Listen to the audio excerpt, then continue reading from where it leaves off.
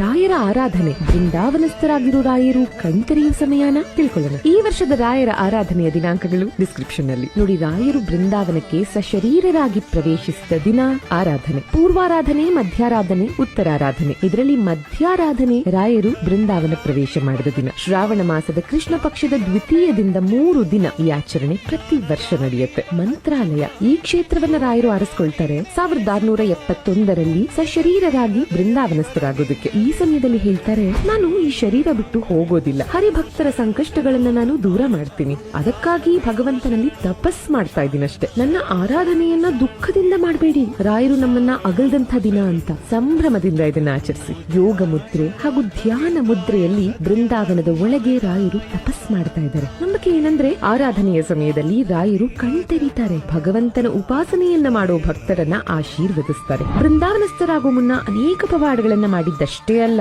ಬೃಂದಾವನಸ್ಥರಾದ ಬಳಿಕವೂ ಅವರ ಪವಾಡಗಳು ಮುಂದುವರೆದಿದೆ. ರಾಯರ ಆರಾಧನೆಯ ಸಮಯದಲ್ಲಿ ರಥೋತ್ಸವ, ಕನಕಾಭಿಷೇಕ ಹೀಗೆ ಸಾಕಷ್ಟು ವಿಶೇಷಗಳು ನಡೆಯುತ್ತೆ. ಇನ್ನು ಮಂತ್ರಾಲಯದಲ್ಲಿ ಇದು ಅತಿ ವಿಶೇಷ.